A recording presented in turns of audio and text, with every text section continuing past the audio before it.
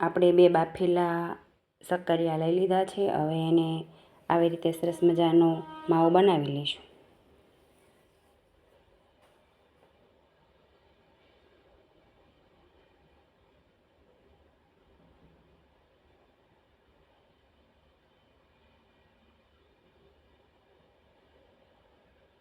અને આપણે આવો નાનો વાટકો ભરીને દૂધ લીધું છે, અડધો વાટકો આપણે લીધું છે।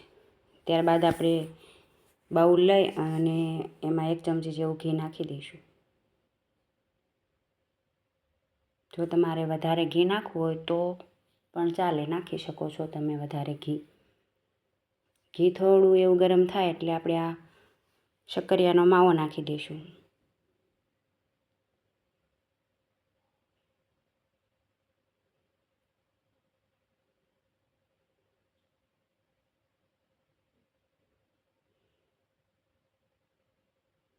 આપણે આને સરસ મજાનું ઘીમાં શેકી લેવાનું। શક્કરિયાને સરસ મજાના ઘીમાં આપણે શેકી લેવાના। શિવરાત્રિએ તો બધા શક્કરિયાનો શેરો ખાતા જ હોય। કોઈ ખીર બનાવીને ખાતા હોય કે શેરો બનાવીને ખાતા હોય, કોઈ અમથા બાફીને ખાતા હોય, પણ ઉનાળામાં તમે ક્યારેય શક્કરિયાનો શેરો ખાધો છે? તો જો આપણે આ અડધો વાટકો દૂધ લીધું હતું એ આપણે એમાં નાખવાનું, થોડું થોડું કરીને, એમ બધું એકસાથે નહીં નાખી દેવાનું, જેમ જરૂર પડે એમ નાખતું જવાનું।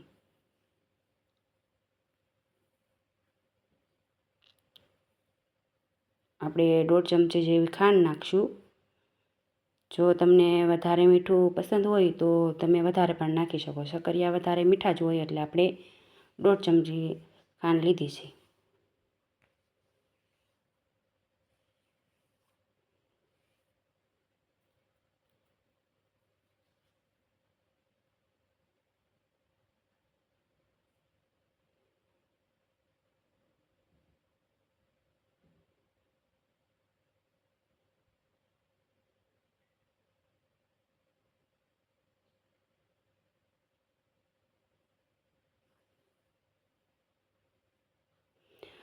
આ શેરો ઉનાળામાં એટલો સરસ લાગે છે ને કે તમે ઉનાળામાં ક્યારેય ખાધો નહીં હોય એટલે અંદાજ નહીં હોય, તમે આવી રીતે શેરો બનાવી અને ફ્રીઝરમાં મૂકી અને ખાજો, કેટલો સરસ લાગે।